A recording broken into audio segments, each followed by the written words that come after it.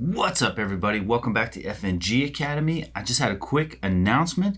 I'm proud to say that we've been helping people get selected for 3 years now. I've been getting a lot of messages about people thanking us and saying that they just graduated from selection and they got selected. People graduating the Q course.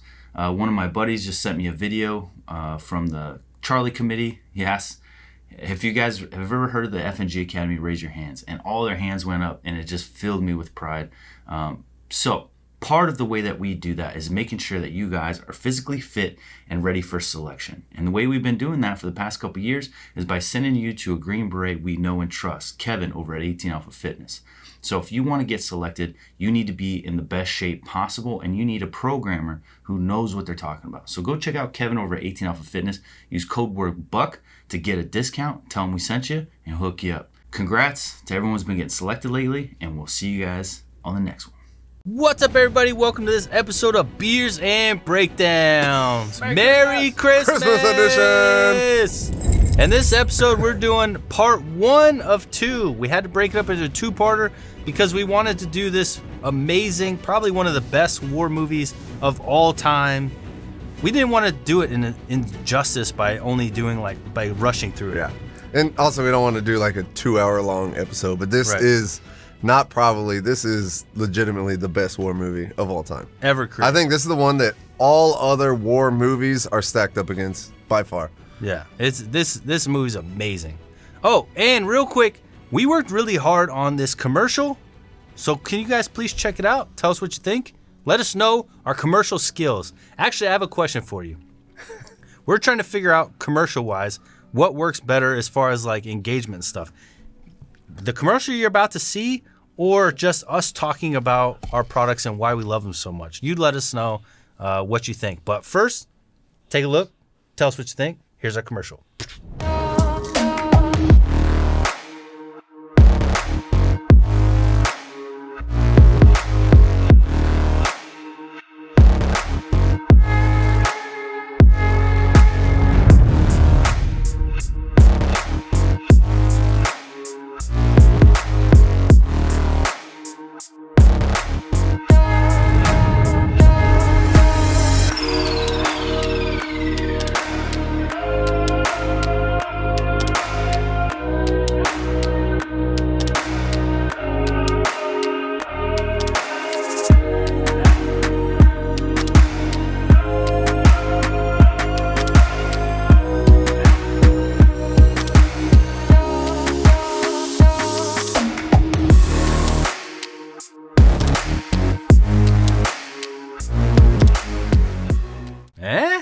What do you think about the acting in that commercial? Huh? I filmed it. Right? I filmed it.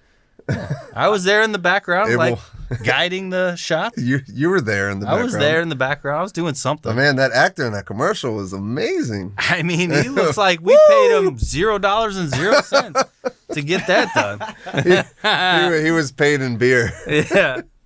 He was paid in that fucking ugly ass sweater you're wearing. Kidding me or not? This What is awesome, going dude. on with that sweater? It's a cat. That looks so uncomfortable. Is it itchy? Yeah. You look itchy, bro. It's a little itchy. It's hairy. Oh, and guys, I feel like I never do this, but I got to say it. My book, Better Broken, is coming out. If you guys could hook it up, check out some pre-sales, I would really appreciate it because all those pre-sales stack up. So when it comes out January 9th, we have a chance of getting a bestseller list. Yeah. So if you guys will consider even getting the audio version, which I think is only like $8. Well, where can they get it? Amazon, Barnes & Noble, all the major book sales, because it's actually a published book this time, not self-published, which nothing wrong with self-published, but it's a published book, so it's actually eligible for New York Times bestsellers. I'm not Tim Kennedy, so I probably won't hit that, but if you guys want to consider buying it, I'd really appreciate it. All right, let's jump into this episode.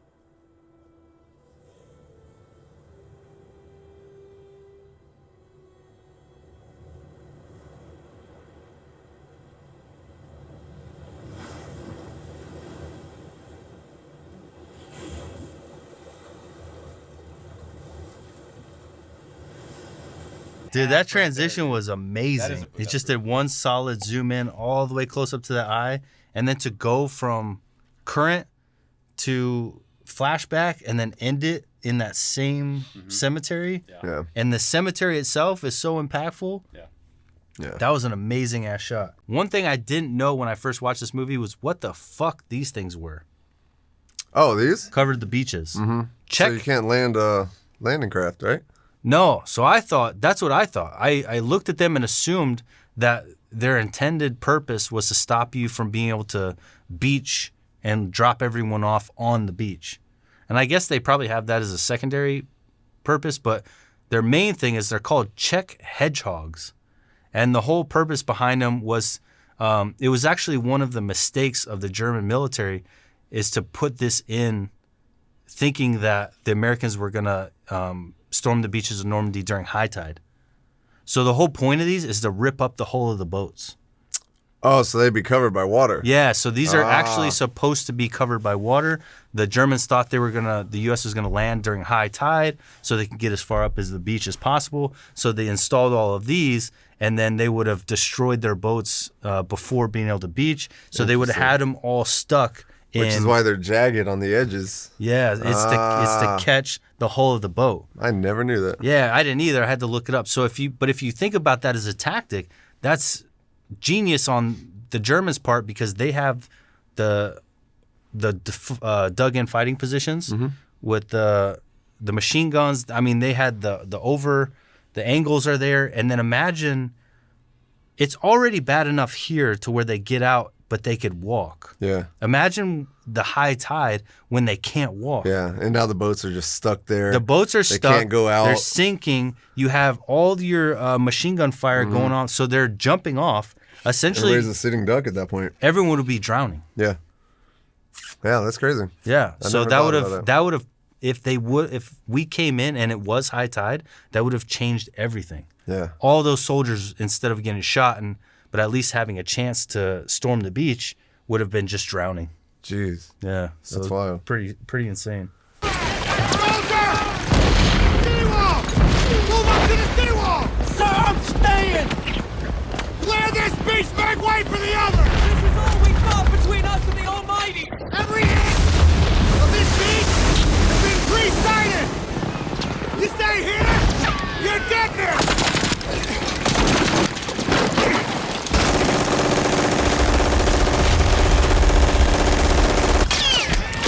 So I thought that was really cool in the scene to have Tom Hanks' character, the captain, explaining why. Yeah.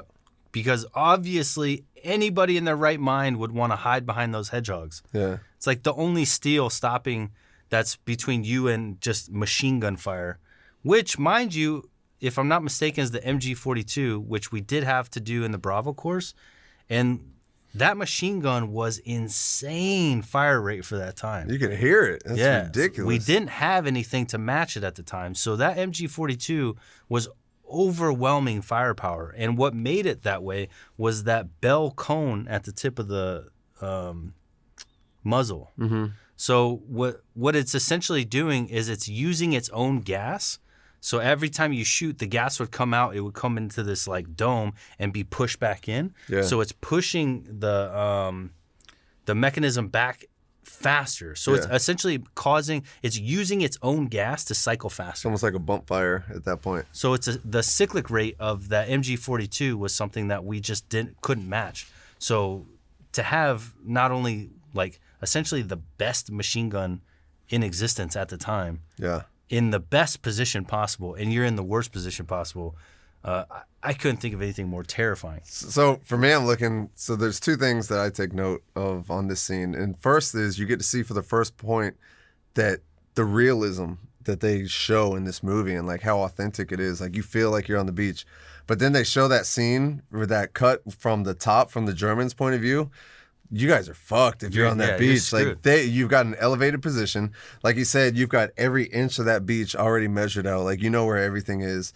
And just to sit there and all you're doing at that point is just, fish in a barrel. Like it's wild. You are in such a disadvantage as an American on this. It sucks. Well, and that's what I like that he told them is they were like, we're not leaving here because it's safe. And he's telling them, no, it's not. Yeah. So everything in this area, this whole beach is pre-aimed for mortars. Yeah. So it's like you're gonna get blown up. You feel safe right now. Right. But it's you coming need to move. they have the whole line. The point is to pre-aim and start lobbing mortars. Yep. So that way, as soon as you get bogged down on the beach, they just start annihilating you. So it's like he's essentially trying to save their lives, saying, listen, you may only have a 3% chance of survival, but if you stay, you got 0. Yeah. Bad, either way. Yeah, that sucks. I think when they drop that ramp and guys are just getting mowed down, that's just the worst case scenario. Because as a German, you're sitting there, you're like, all right, I know it's coming. You're about to drop the ramp, fish in a barrel at this point. Terrible. It sucks, man. I think the only thing to me worse than the thought of the only war situation that I think worse than the thought of D-Day would be Civil War standoffs. Oh my God. It's like, yeah, just everybody in a line just staring at each Like, other, all right, being like, he's down. I guess I'm next. the front row's all privates. Like, you guys are screwed. You're just hoping that your rank gets you far enough back that you have a chance of survival. Right.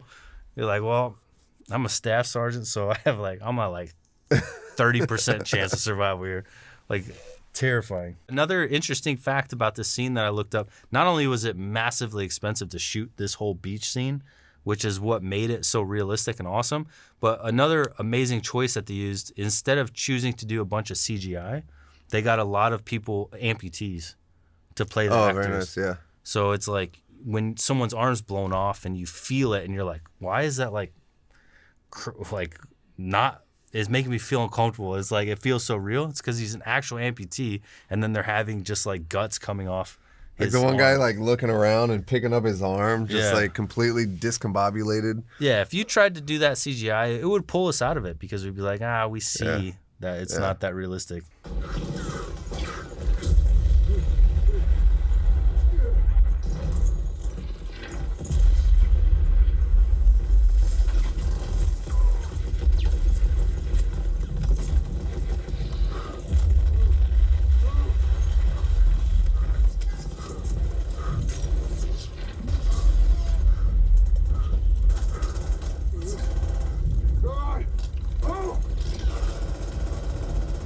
All right, so another interesting fact, and one of the things that makes this scene so amazing, is they actually went through in post and recorded all the rifles, the actual rifles. Firing? Yeah, firing. Oh, nice. So that way they could use the sound of the actual rifles firing throughout the scene, so you get all that realism. Yeah. So that makes all the difference, right? Because what else? What other movie did that? What's the one with the bank heist? Where they did the same thing. Oh, that's right. Heat. Heat. Yeah. Heat is another one that they went and recorded the actual rifles.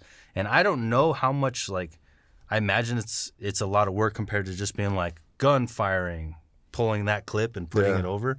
But it makes all the difference. It does, because two iconic scenes in movie history is the gunfight scene in Heat and the beach scene in Saving Private Ryan. In The Covenant, they lacked that feeling of what the gun sounds like, what the rounds sound like as they're going past you, the direction of those rounds. It's that authenticity, man. Yeah. And this movie is amazing at it.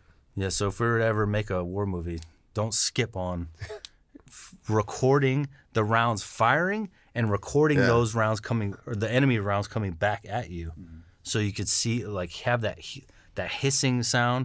Imagine having the sound quality of saying, okay, we're 5 feet away, fire. Now we're 10 feet away, fire at us. Now we're 15 feet away, fire at us. And use that in the sound editing to be accurate as what the hissing and snaps sound like coming back at you when you're getting shot at. But that would also be insanely expensive. Which is why a lot of productions don't do it. We're like, just do this. And then someone making a film would be like, yeah, fuck you. We don't have $500,000 to spend on that. Yours on the line! There's that fighters coming your way! Come on! Get to your side! My head's getting hot.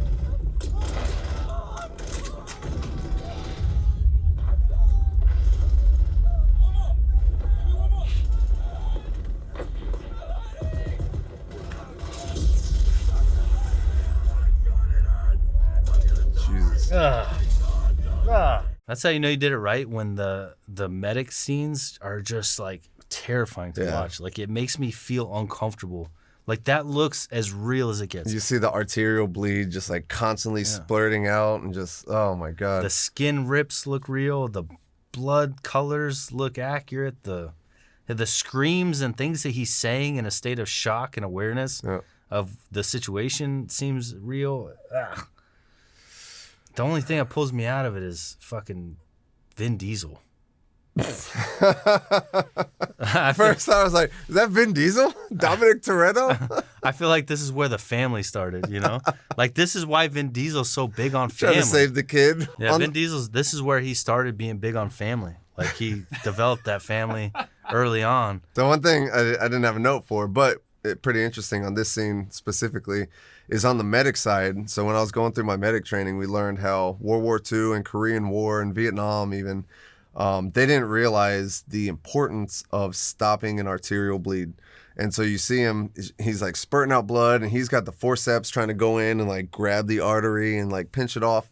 And it wasn't until many years later that they actually realized, just put a tourniquet high and tight, right? If you're bleeding out of an artery in here, instead of fishing around for it, just shut it off up here, right? And I know when you and I went through the military, it was like tourniquet, high and tight, get rid of it, and then... Yeah, if you have any questions, add another one. Exactly. And that was something back in the day. Majority of soldiers died because of unrestricted arterial bleeds. And so nowadays, it's just slap a tourniquet on it, get them off the X or out of danger, and then deal with it. It's crazy because that even goes to, remember that whole scene in Black Hawk Down? When he's like fishing for his leg artery, and it's like, all he had to do was put a tourniquet on it. Yeah, I didn't even think about that. Yeah. He's like shoving that shit up his leg as the guy's just dying. Yeah. Like, could you imagine this? You're on the beach taking rounds everywhere, and I've got some forceps. I'm like fishing around trying to find it. Like, no, just grab a tourniquet, put it on, and get rid of it. But then you're trying not to get shot in the head while you're digging for my I'm dying. He's like, yo, you're fine. You're fine. He's like, bitch, I know I'm not fine. This shit's hit me in the face right now. Like, I can't even breathe because I see a lot of colors and shapes I've never seen before. Talking about I'm fine. This shit ain't right, motherfucker. But the main thing that we were trying to talk about is the Bangalores. Yes. The Bangalore, I remember kind of being taught the Bangalores in the Bravo course, but we didn't really like go over them too much.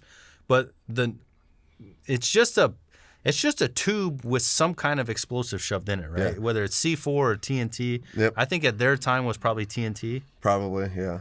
But then he's still putting a blasting cap in the end of it. Is TNT initiated with the blasting cap? It is. I'm not sure how these work because they're connecting the pipes together, and I know that there's a way that you do connect them together. So what I'm assuming is you just connect together whatever you need, and at the end of it, you're going to have some sort of initiation system, and then that explosive is just going to set the whole thing off. But basically, all it is a metal tube that you're sliding under some sort of barrier. In this case, it's like razor wire or constant C wire or whatever. And you're just blowing it up to get rid of that barrier so now you can flow through.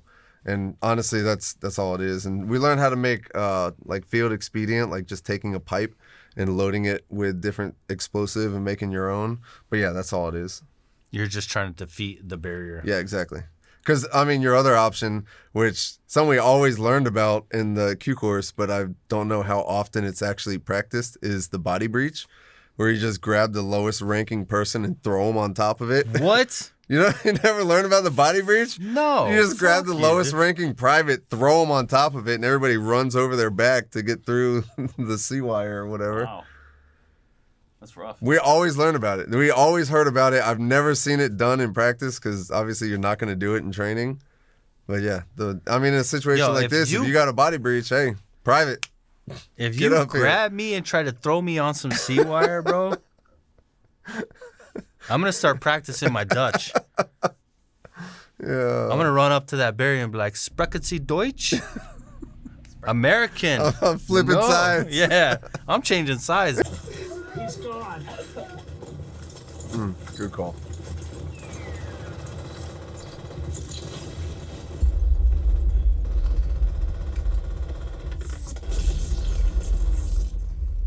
Adam!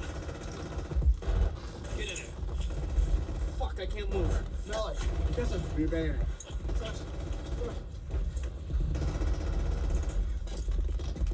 Yeah. Oh, what if Tom Hanks fingered you in the mouth? I know what to do. Suck on it?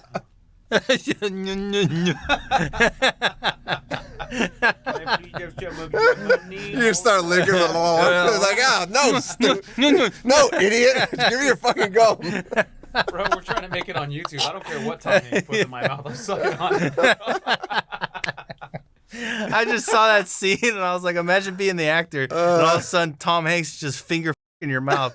You're just like, like, I was trying to get your gum. And you're like, I just wanted to. Oh, that's funny. I'm sorry I sucked your finger, Tom. Like, Mr. Hanks? Sorry, Mr. Hanks. I didn't mean to suck on your finger, Mr. Hanks. That was an accident. Mr. Hanks sounds like something you put Mr. Hanks. Mr. Hanks. Ah, Mr. Hanks is coming out tonight. Like, You want to see Mr. Hanks? I got caught in the moment. I wouldn't be allowed on set, man. Like, anyway.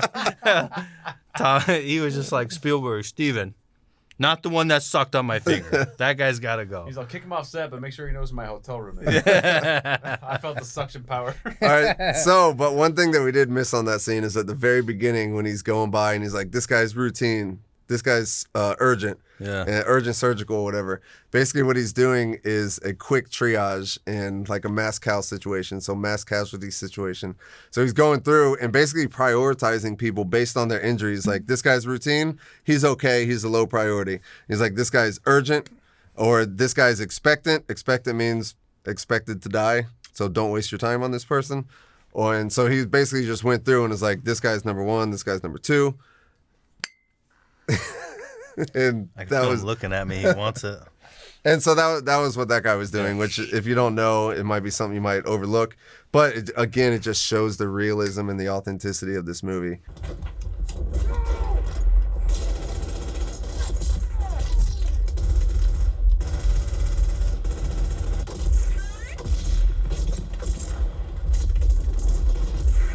Captain, if your mother saw you do that, she'd be very upset.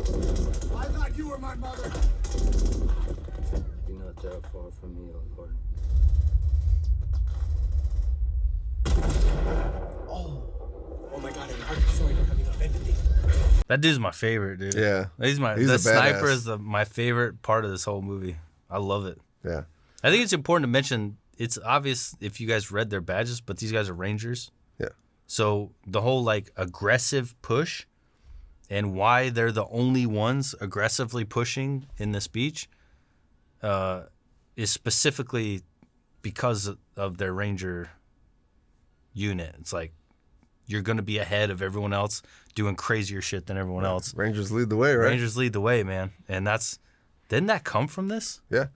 Yeah, and so if you don't notice, on the back of their helmets, you see that orange triangle with the number 2 in it, which is 2nd Ranger Battalion. That's just the insignia for the Rangers. And, man, Rangers are a badass unit. Yeah, so they're fucking high speeds. Yeah. So that when it's like, why is this small group always pushing by themselves without the larger force? The larger force will get to that point, but they're going to get bogged down a little bit because they have to move as such a large unit, and the Rangers are expected to lead the way and have the giant gonads. Yeah, for sure. And they do. And Yeah. that's what they do, and they go. So that's why it's this unit always pushing forward, and that's why in this movie, when they go to get Saving Private Ryan, they task them with a special operations unit, so Rangers, to go do it. So they're a small unit, they can move faster, further, quicker than a larger force, and they could be more precise, better aimed shots, tactically more effective. So it's just a cool special operations unit. Yep.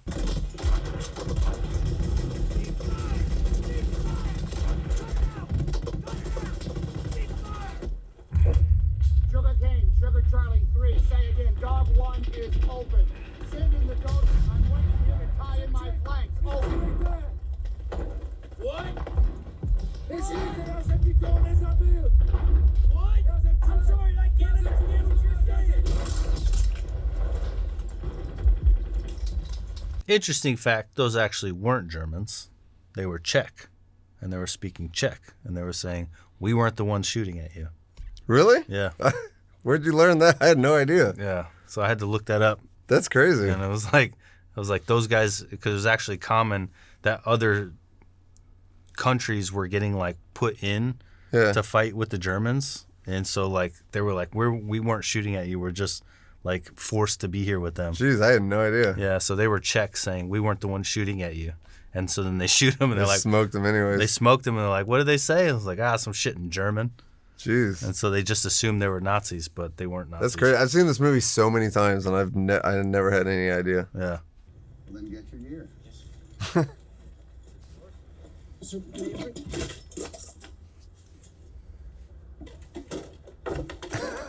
bring my typewriter, sir?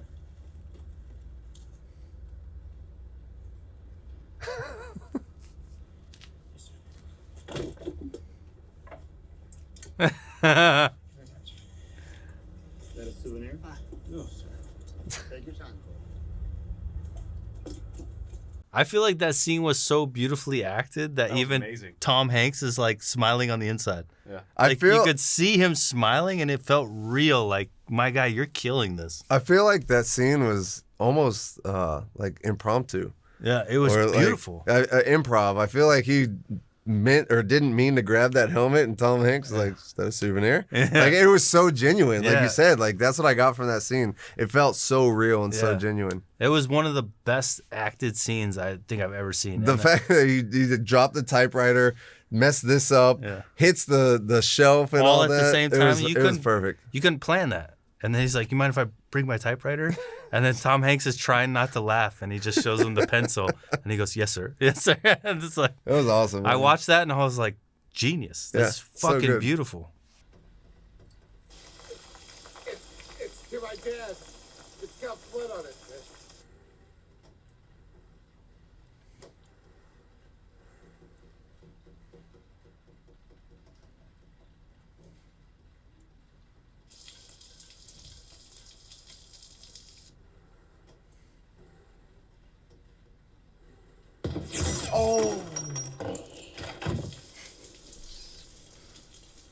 That's my favorite scene in the whole movie. Yeah, it's a Dude, sick I shot. love that scene.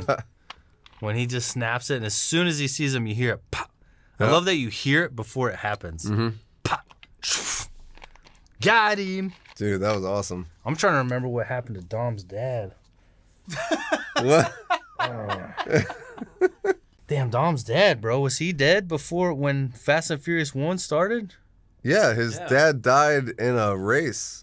In the that's accident in the race. That's right. why he had the car, the Like, it's in Charger. the first movie, but then they turned it into a reality in like the latest one, I think. Oh, I haven't seen the latest one. Or one of the later ones. When it It's like actually it's like shows one of the him it's like younger. One of the last two, yeah. It was really terrible scene. I haven't seen the last one. Yeah, Fast and Furious literally shouldn't exist after the first one. But the first one's dope as shit. And now we know that his dad was alive. He wrote him a letter. He wrote him a letter, and he was waiting for that letter to get to him He was, yep. before he died in that accident at the racetrack. So this must be after Dom went to prison for beating the guy with a 3/4 inch tire iron. No, before. This is a request. This next one's a request from Abel that I hope that he does, even though it makes him look bad. Will you do it, Abel, please? Abel, I need you to do me a favor. I'm serious, okay? Admit to it on camera right now, please. Okay. You'll do it? I don't know what you're gonna ask me. Every time he says Vecchio, you're going to replace it with Abel. Okay. Okay, thank you. What was the name of that kid? That Anzio, the one that was always walking around on his hands, you know, and he was singing that song about the man on the fly trapeze. Abel.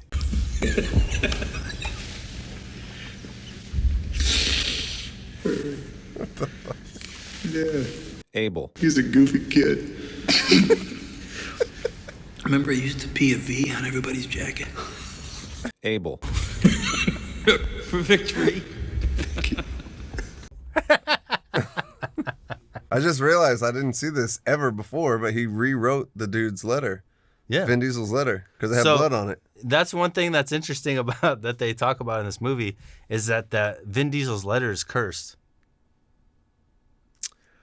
It keeps getting passed off. Yeah. Every time somebody dies, they grab it. Every single person that gets the letter, Oh, damn. every single person that gets the letter dies. I never noticed that. The captain is the last person that has the letter. And he dies, and they take the letter from him. Holy shit.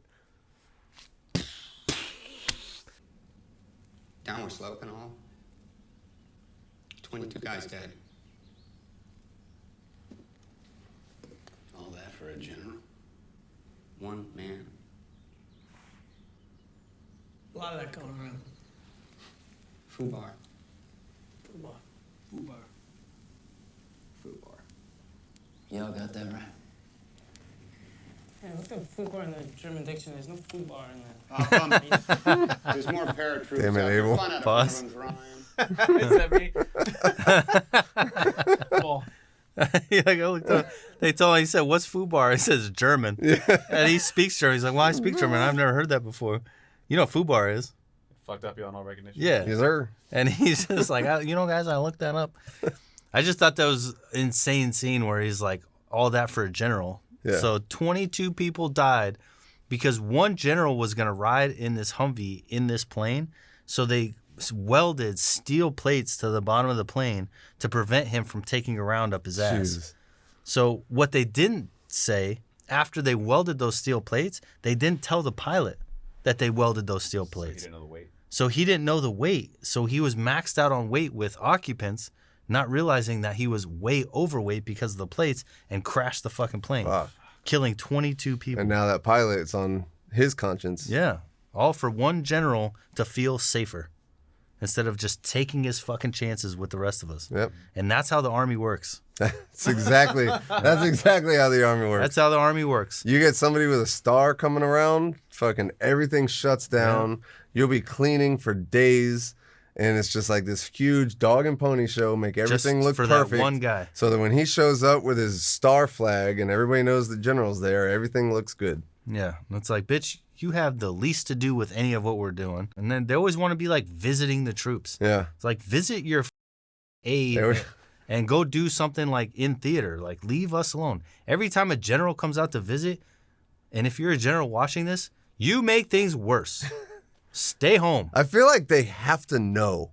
They right? have to. Or do they just the over troops, the course of their wanna career? See me. No, yeah. we don't. It's like, oh, everything always looks good when I come around. It's like, no, that's because we spent the last 3 fucking days making it look perfect. Yeah. It's such a pain in the ass. And they always want to work in the defect and get the pictures feeding the soldiers. Yeah. Look, I'm giving them food. Like, get the fuck out I of feed here. them. It's all politics for them. Once you get to the general level, you're just a politician. Oh, for sure. Yeah. And you're just doing everything for the views and the clicks and the propaganda, the same shit as a politician would. And who gets fucked? Everyone that you go to visit to help. Yeah. It's like you guys got any questions? No. The fuck would we ask you? You don't want to hear my question. Yeah. And if I ask them, I'm going to get in trouble when you leave. Yeah, I have a question. Can you go yourself? How about that? Is this a good enough question for you? I remember, like, when I was in Afghanistan the first time, my sergeant major was like, hey, there's a general showing up. Can you go pick her up? As soon as I heard pick her up, I was like, fuck me. I was like, all right. So we go to pick her up, and I have my hat. I have it tucked in like a ranger roll. Yeah. And it's like, I get it. I'm not a ranger, but I don't like my hat fucking sitting off the top of my head like this. So I just tucked it down a little bit. I didn't have like a full ranger roll. Right. I just had it tucked in a little bit. And I pick up this general and I'm like, ma'am, she gets in my car and goes, what's going on with your hat? Unfold that. And I was like,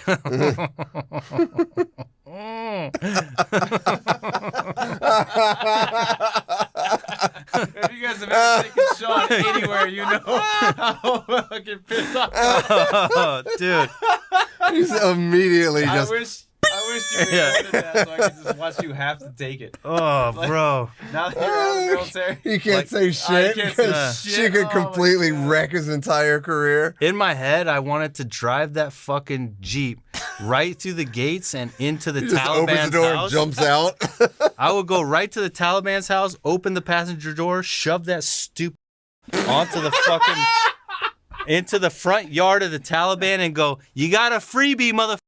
Drive back home and leave her ass there. She's got a star. That's what I wanted to do the minute that stupid ass told me to fix my hat. Oh my gosh. I hate her, dude. If I ever meet her today, I'll tell her to go.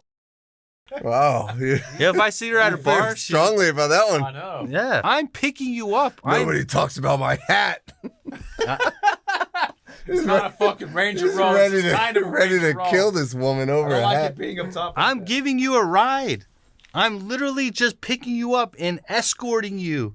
I'm personal security detachment. As stupid of a job that is, I'm doing my job. I'm taking you from one point to the next. How about a fucking thank you? not fix your uniform. All right, guys. Hope you enjoyed that episode of Beers and Breakdowns. And again, if you've gotten this far, if you're one of the few that make it to the end, damn, hell yeah, you're one of our people. I want to know. Put in the comments if you're one of the few that make it to the end. Yeah, I want to know how many of you there are. Some of these drag on, so I don't know how many people actually watch the entire thing, but that'd be cool. So if you made it to the end, thank you so much. I hate to almost sell to you because you're probably ones that are already supporting us. You guys don't even make it to the end. I'm the only one that watches this. Hey, we were here once already, all right? I don't need to rewatch it. Go check us out on Patreon. Go check out the FNGacademy.com. We got the Ruck trainer. I think so badass. If you're trying to go to selection and you don't have the Ruck trainer, you're wrong. I'm just going to tell you. That thing's fucking awesome. If you're just trying to live. Trying to live You're just stronger. trying to be fit, just trying to do something, get a Ruck trainer. Get a Ruck trainer. That thing's so badass. I promise you, you will actually start to enjoy rucking. And I can tell you that with confidence because I did. And I fucking hate rucking. But ever since I've had that thing where I could say, I could walk into my garage and go 45, 35, 25. I'll throw a 35 on it, fill it with some water in the 2-quart, and head out on my way. I love it. I love it. Takes all the guesswork out of it. Yeah, I don't have to run because running pack your bag. I don't have to pack my ruck. I don't have to run because running is stupid. You've always hated running. I hate running. I hate running. Rucking is so much better. Huh? That is why I hated Sean. Because I enjoyed running and he ran faster than me. Nah. Like, how does somebody that hates running run faster than me? And I like to run. Because I'm trying to get it over with as soon as possible. Your stupid tattoos on the back of your arms. Just watching. Tweet, tweet, tweet, tweet, tweet, tweet, tweet. The hostility, bro. I did not like you. It was the most like, it didn't make any sense at all. Like, it didn't even know you. I was just cranky because it was early in the morning. I'm a morning person. And I know. I was like, who the fuck is this guy? Anyways. Tell him to shut up with his stupid positive attitude. This is fine. I'm going to beat him on the run. Fuck. If you guys go into selection or the Q course, you'll find out that the races, the running parts of the course and selection are really the most competitive, especially in the Q course. Morning runs is where every fucking thing is measured. Yep. Everything is measured in morning runs. And that's where we get we call it soul sucking. If you're going to take someone's soul, you do it on a run. When somebody passes you and you don't want them to, they suck all of your energy out of you and they steal your soul from you. The farther away from me you get, and the more I'm just like, no. Because you know you're not going to get it back. Oh, it's so worse. Oh, man. So be a good runner. It'll set you up. It helps. Anyways. All right, guys. Hope you enjoyed that episode. Thank you guys so much. Merry Christmas. Feliz Navidad. Here's my hat. Sorry I couldn't wear it the whole time. My head was starting to sweat. I didn't like it. I wore this the whole time. Were your tits starting to sweat? Nope. Yeah, what is I hate when you titty bounce. It's so weird, bro. Of course Abel's tits are sweating, bro. All right, guys. See you on the next episode. Part 2 coming next weekend. And guys, make sure you drop all your comments below. What movies do you want to see next? What types of shows do you wish that we would do? What do you want to see from the FNG Academy? Send your comments down below. We read them. Talk to you guys next time. Peace. I want to take a break. Too bad. I gotta pee.